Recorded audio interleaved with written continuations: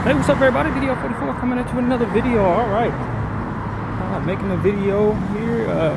Not really sure what I'm gonna talk about. Often don't when I start the camera. By the time it's over, I would have had some type of long video. Y'all know how this goes. But did my laundry this morning. This is one of those days where I had a lot to do.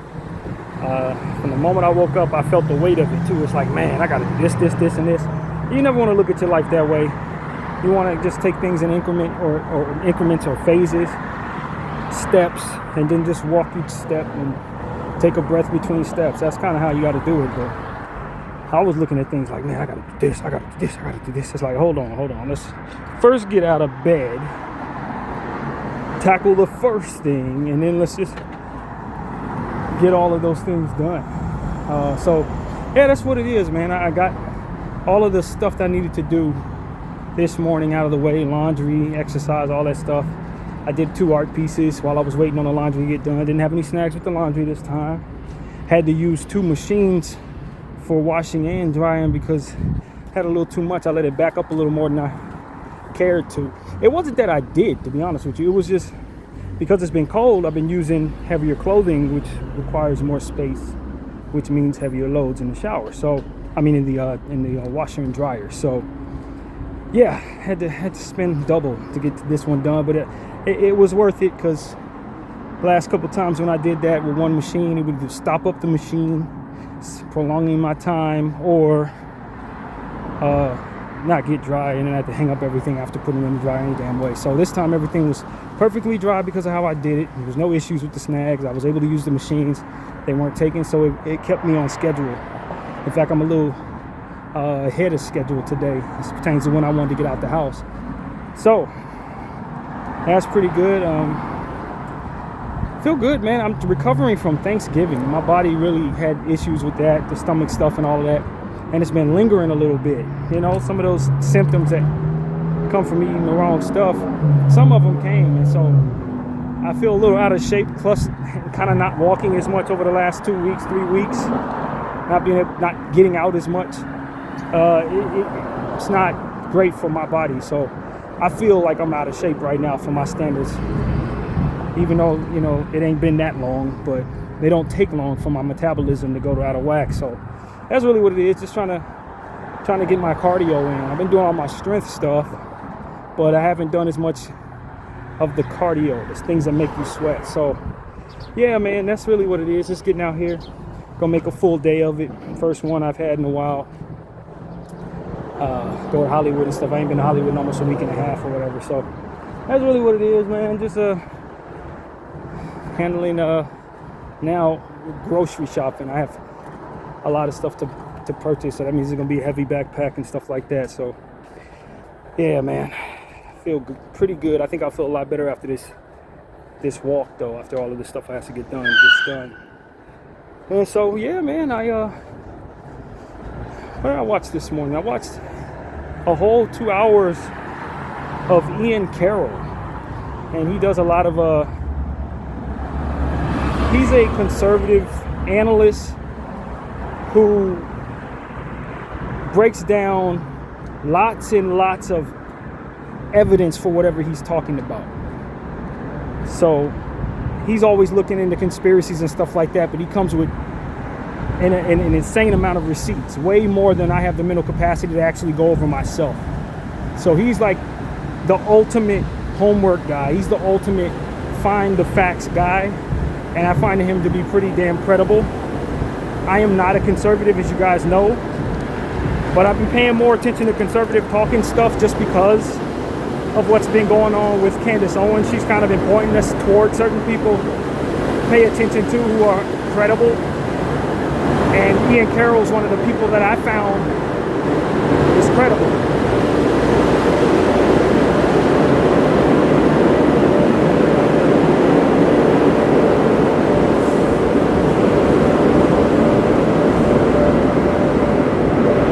You know, and trying to keep up with her and everything she's investigating, it just kind of takes you down a rabbit hole of all these different characters that you will not really pay any attention to unless you're in that world, and I am definitely not in that world. But I find it be very interested in some of the stuff they've been talking about lately. So I was watching some of what he had going on today. Plus, another thing about Ian Carroll is I remember seeing excerpts from him during the genocide, giving us receipts on what he's found in that process. So he just tends to be on the right side of history of a lot of things, it seems to me, and on the right side of facts, on a lot of stuff that matters to me in this era. So this was the first time I sat down and actually watched an entire 2 hours of his content. And I really enjoyed what he brought to the table today. So yeah, that's really what it was, man. Just trying to broaden my scope on things politically, listening to more points of views, and paying attention to what's going on, in this country. And I have a different lens to a lot of this commentary and stuff like that because of my position and from where I'm from and how I was raised. So I think it's very unique for me to kind of look at certain things and then apply my own understandings and my own way of thinking to them, and it lines up properly when you open your mind up and listen to people that don't agree with you, or people you've been probably just told not to pay attention to because they have different points of view on things. And you want to broaden your scope, and in doing so, it takes you down a rabbit hole, so to speak, that gives you a bit more understanding of what it is that maybe you've been paying attention to all your life in different corners or wherever you may stand. And you listen to another person's point of view and you say, oh, okay, this is why this happened over here. You can see how it links and stuff like that. So that's kind of what I've been doing, just getting more familiar with the conservative war they got going on within their infighting. The fake ones versus the credible ones and all that. It's really interesting stuff when you open your mind to it and listen to these people. And so I am not of the mindset that I find myself to be liberal or conservative. Conservatism, and I don't even know if that's the right way to use it, my basic understanding of that is a lot of it lines with Christianity, and it's the positions that Christianity would have on America and Americans' values. That's to say that they will not remove the 10 Commandments or anything in regards to Christian values from their positions on state. Liberalism tends to allow for more secular, more inclusive rhetoric and conversations and ideologies that tend to allow people to be themselves, do whatever they choose, and that's always welcoming to a person from a marginalized group who's lived in spaces that are a melting pot of people. I remember growing up in Hollywood, seeing people from alternative lifestyles early in life being raised more or less by people of many different races and many different people that did not look like me. And so just from that environment alone, you tend to lean toward inclusivity and the fight against, racism and sexism and all these other different systems. It's a byproduct of growing up in a melting pot where everybody has a gripe with how they feel they've been treated. And that's kind of my walk in life. Just growing up in a space where people look like other than me. Everybody, really. Some of my earliest memories of meeting people, Spanish-speaking people rather, Vietnamese people, Armenian people, like that was what I grew up around, all different types of people, some black people, very few white people, if I'm being honest, very few.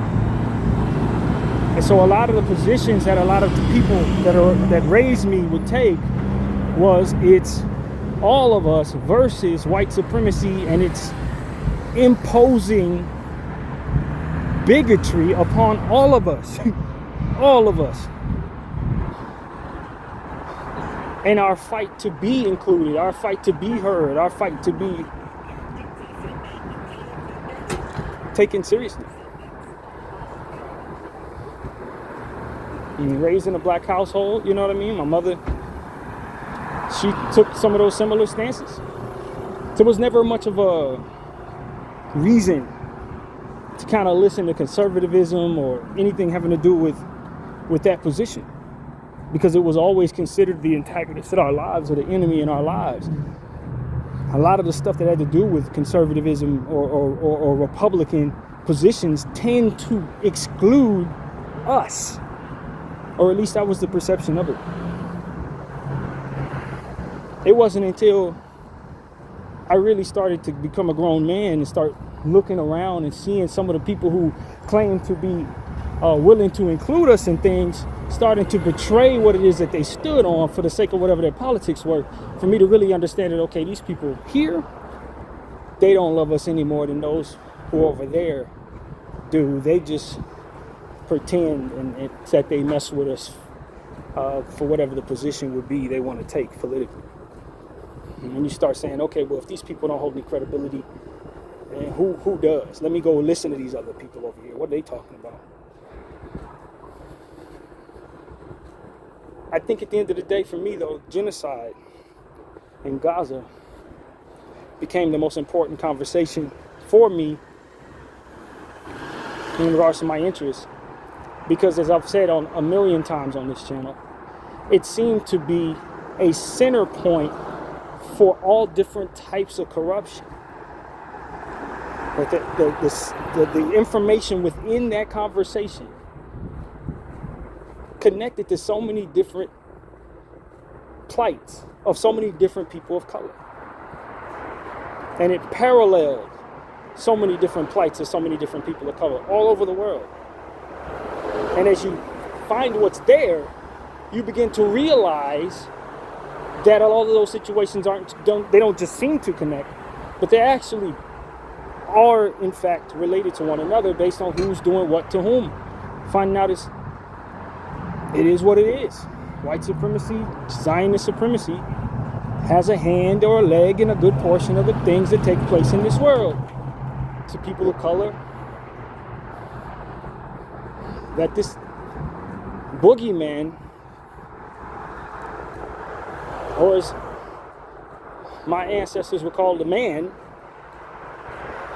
has a face and name and an understanding, and he is very much still intending to colonize the earth, and using religion as a mask to gain credibility while doing so.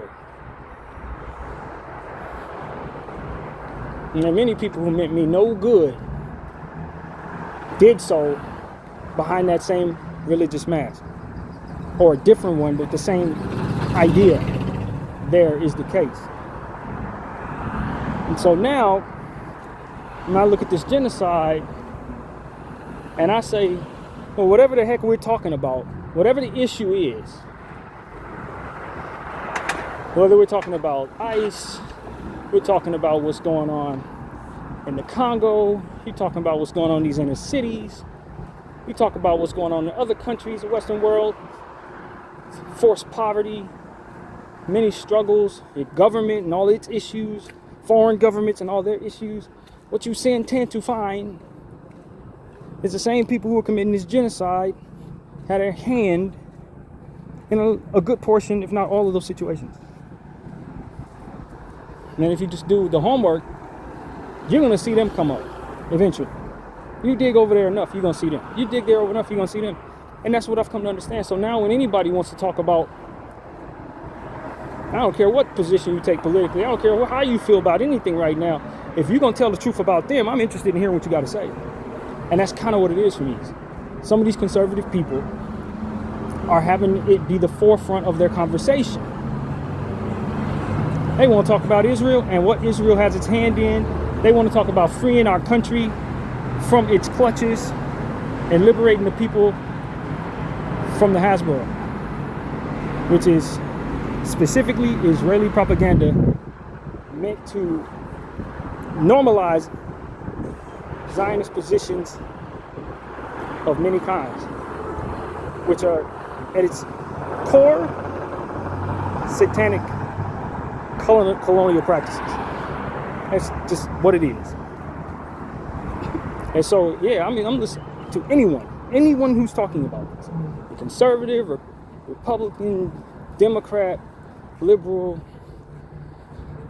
religious, secular. I want to hear what you have to say about these people, because I'm taking notes on every single bit of what it is they're doing, and I want to know exactly what controls this country around me and the world around me. I'm not afraid of it. I'm very curious about it. And that's really what it is for me. And you guys know all the conversations we have on this channel have proven that's been the case for me. It's intriguing that they've been able to harbor this mentality that they're better than everybody, be exiled from 100+ countries, but still manage to control the entire world. That is intriguing, if not other things.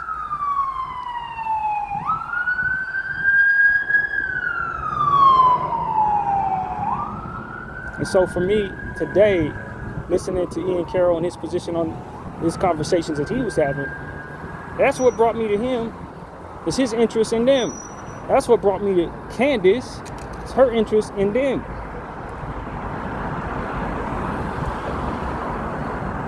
That's what's bringing me to a lot of them people. Some of them want to tell the truth about that. So other people don't want to have anything to do with the truth. Some of them are bought and paid for by these people, or compromised by these people. What you're seeing in real time is some people who took positions, such as Ian's and Candace's, starting to back away. They've changed their tune. And I think that's really interesting to me, because in changing their tune, they sound as if they never agreed with the position they took beforehand. And to me, to be drastically compromised overnight speaks to being threatened, or somebody revealing to you that they have significant damning leverage on you and are now blackmailing you. And I have a take on blackmail, and I've said this a million times. You guys know this. That the people who are blackmailed, the ones underneath that, and this is not a hot take, but they want out from underneath that, but they can't display that, so they gotta dry snitch themselves out of their way, out of that situation, or hope that someone sees behind their eyes through the lies that they tell while being under that blackmail. And that's a tricky situation, because when you're arguing with somebody who's blackmailed, they're gonna always make you feel silly for pointing out the truth of their position, because if they don't, obviously they betray what it is that keeps them safe, or whatever it is that keeps their secrets. So they're gonna be the number one person telling you that the position that you take that sympathizes with them being blackmailed is preposterous, that you are basically the enemy. They want to discredit your senses. But my position on that is that they hope you succeed somehow, so that you can free them, or that you can defeat the enemy that holds their secrets. I think that's the essence of what a lot is going on at right now. Some of these people who are being blackmailed, they're looking for any little way to sneak just a slight glimpse of dry snitch, in hopes that they could be freed of that blackmail, or they become extremely defensive because they have no hope and they don't feel there's any way you can stop who it is that's blackmailing them. So they're going to triple and quadruple down on them not being anything of the sort, but would love more than anything to see that from who is blackmailing them, if for no other reason than to just restore a sense of pride and ego within oneself. They would love to see that for which is blackmailing them absolutely suffer. And so I look for that in all of these entities, or a bit of a moonwalk, or some wiggle room that can justify their position later on when all of this is revealed. They're always looking for a way away from what's holding them under that blackmail. So I tell everybody who follows me, look for the signs, man. Look for the signs. And don't waste your breath when you believe somebody's blackmailed, debating them on topics that ultimately would otherwise be true, because they can't be true in regards to their positions. But what they can do is make it so ridiculously obvious that none of this is organic. Ridiculously obvious that none of this is organic.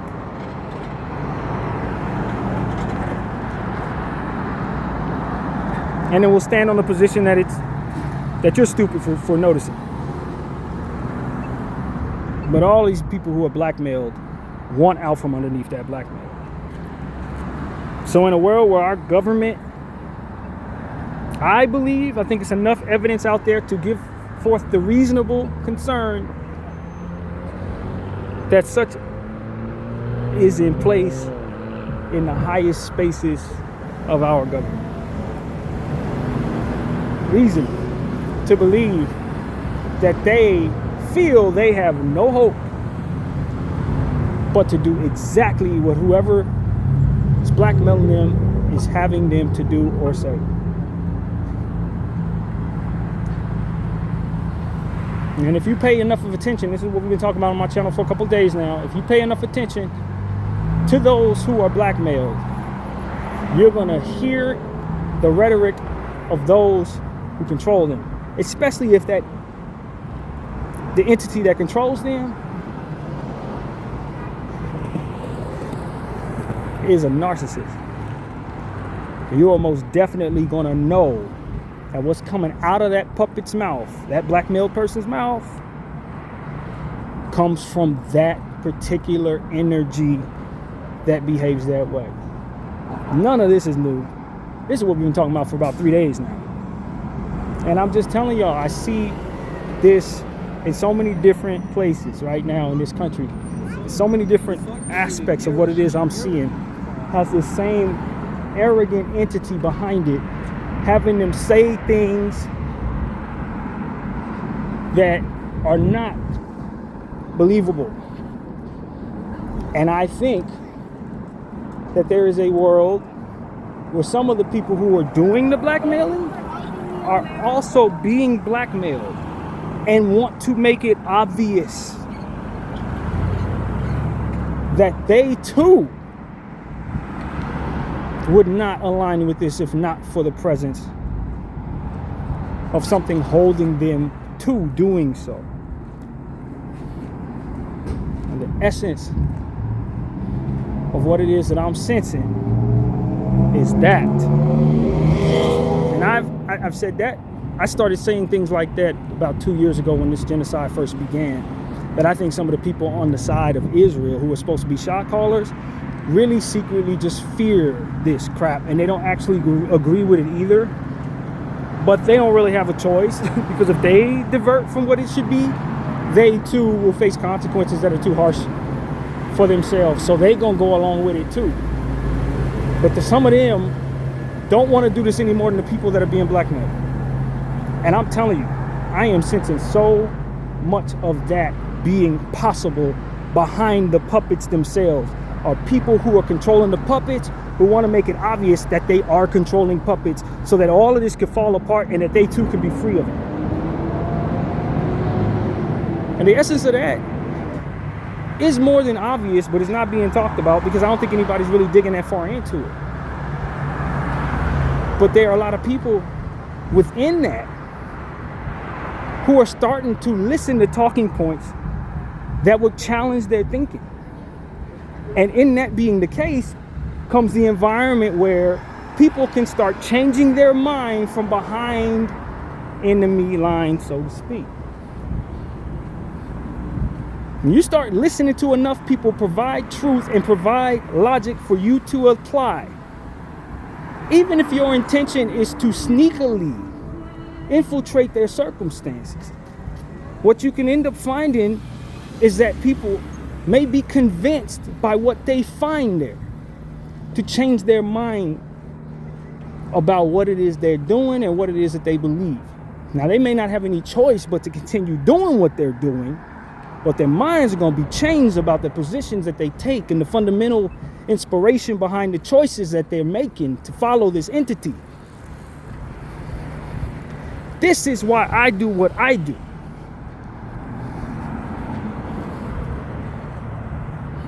Because I believe in an environment where that could be possible if enough people just bring enough compelling evidence or compelling conversation to the table. You can convince someone who's been taught bullcrap to challenge that thinking, to believe in what is true, which is a living God that exists, that holds them accountable for all that they do, to see the patterns of behavior behind what it is that ultimately that controls them as weaker than what they were taught to believe it is, and have them essentially be a part of an overall change in that for which is evil against us. It is possible, if not necessary, in order for us to be free. We don't need to be just convincing one another who already agree with us of what is there and what is necessary. We need to be convincing people who have control, people who are underneath people who have control of the facts, challenging their thinking, change their inspiration, and make their conscience awaken in a way that they were never able to see happen before. That's what's necessary for true organic change. To deteriorate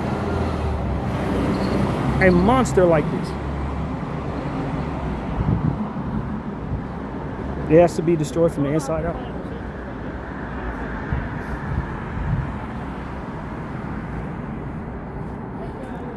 I'm telling all of you, at the end of the day, for me personally, at the very end of the day, these people have killed children while I was watching. And I believe that they're going to kill a lot more children if we don't find a way to stop them. That's what it really boils down to for me. That's the most important aspect of this for me. It truly is. Other aspects of this are very important to other people, and I respect that some of those aspects I may not even understand very well. But the ones I'm passionate about, what gets me going, what makes me talk and pay attention to all these different things, and post the way that I do, speak the way that I do, was what it is that took place with the kids. I'm not as passionate about them infiltrating our country and taking over our government. I think that's awful. I think it has lasting consequences for our people here in this America. I'm concerned about it. I would love for it not to be the case. I ain't overly passionate about it. I'm not gonna lie to you. That part, if that was all there was to see about these people, I don't think I'd talk about it nearly as much. Damn, they're infiltrating our government. They're holding people accountable. Well, not accountable, but they're holding people blackmail so they can control people. Okay, that sucks, man. Woo, we got to get out from under that. But do I need to be obsessed over that? Me? This personality? Nah. We'll talk about it a little bit. We move on. These people made me witness the unaliving of children for 2 years straight. Every single day it was a new child, or 2 or 3 or 4 or more, in my phone, dead because of their bombs, because of their intentions, and the cruelty and the psychological warfare that they waged on these people while doing this to those children, and in the further gaslighting that they did to those who were onlookers and who had a problem with it, and anybody who was just paying attention. Unacceptable. Unacceptable for my ego. I felt personally challenged by that entity. That entity did the equivalent of walking up to me and spitting in my face when it did that. I can tell you my ego, I haven't seen it challenged in all the ways that are possible, but I can't see anybody doing that without me feeling slighted at the very least. I don't claim to be a tough guy. I'm not the I'm gonna hurt you guy. But I'm a grown man with an ego just like everybody else. And if you provoke that ego far enough, just like every man, there will be some decision that has to be made within that man to either react to that, swallow that pride, and ignore it. It's going to be some type of breaking point that a person's either going to yield to or be strong enough to control themselves while experiencing.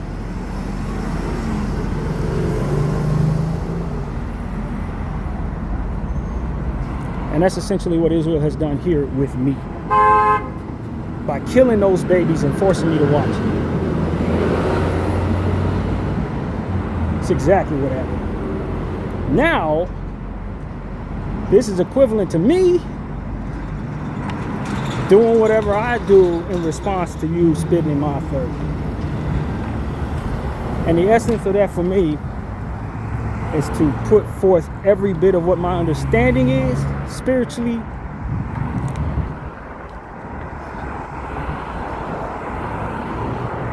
and then take the steps I understand to take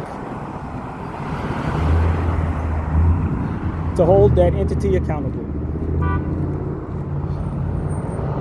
And I'm a very unique mind, man. As you guys know, I'm very unique. So this is how I do it. And this is how I do it. And I know and I believe that it's going to be effective. Pray first. Use your voice. Become as knowledgeable as possible. Apply. Rinse and repeat. That's how you do it. You don't worry too much about who's listening or that they're listening or how long it's going to take for them to hear you. None of that. You just put as much truth and much substance into your content as possible, and you do it as much as you possibly can with the time you have. That's what you do. And the people who need to hear you will hear you. People who don't need to hear you won't know you're there. That's how I did it. That's how I do it. That's what's there for you. Thousands of videos talking about this very topic over the last 2 years.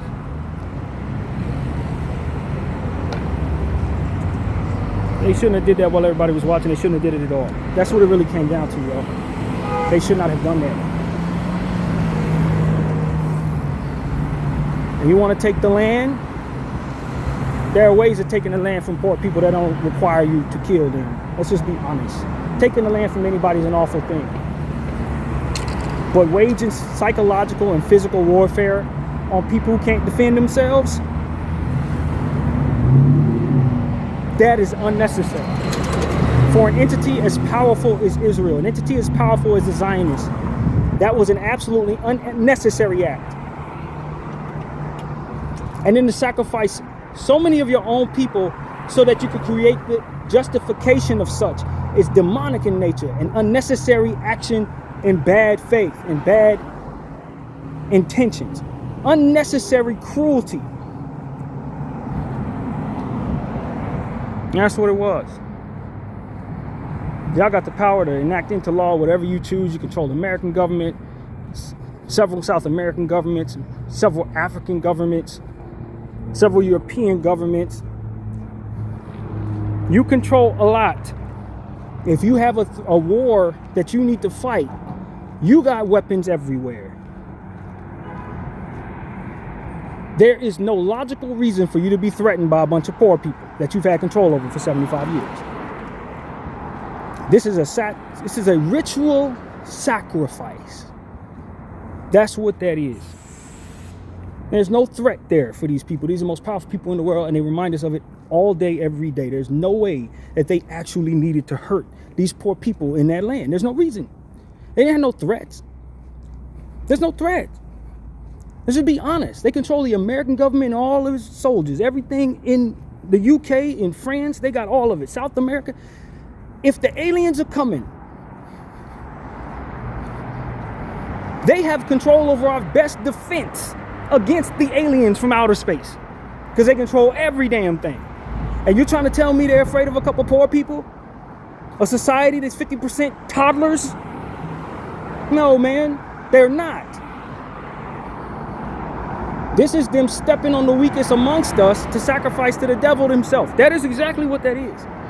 And any other idea that goes away from that being the case ignores several factors that have already been proven.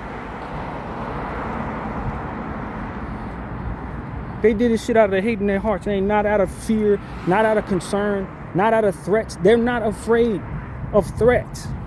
If they were, they wouldn't commit genocide in front of the whole damn world. They're not afraid. They're not. They're indulging. This is a sacrifice. This is a public execution. That's what this is. Just like Carly Kirk. That's what the genocide is, a public execution. They control all of the phones. Why the hell are their crimes being shown on these phones? If not for them wanting it to be there.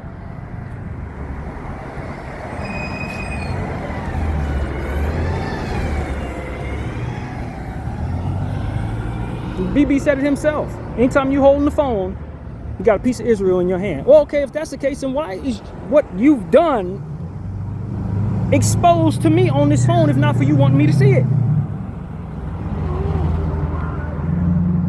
And then you go around pretending like you're unhappy with everybody seeing this. You go around executing all the people who are telling the truth on the ground.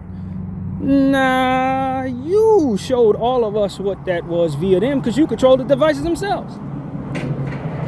You said that yourself. That's what I'm telling you, man. This is a ritual. This ain't what they say it is. They're not afraid of the Palestinians. They don't need to annihilate or exile the Palestinians from the land to take over the land. They already had control over the land. They've had control over the land for 75 years. They're watching everybody in every damn phone. How come they couldn't control the circumference of what was going on October 7th? This is a little country the size of California who has control of the entire world. And you're trying to tell me they couldn't protect a few of their people from people who don't have anything? They want me to think that this is so essential that they do all of this to these people to take over a land they already control? That's what I'm saying, man. This is not any of that. This is them being evil for no damn reason, man. They're creating a narrative just like they do about every damn thing. They lie about everything. They create narratives for everything. They're victims for everything while they're victimizing everyone. This is a ritual, a sacrifice to who it is they serve.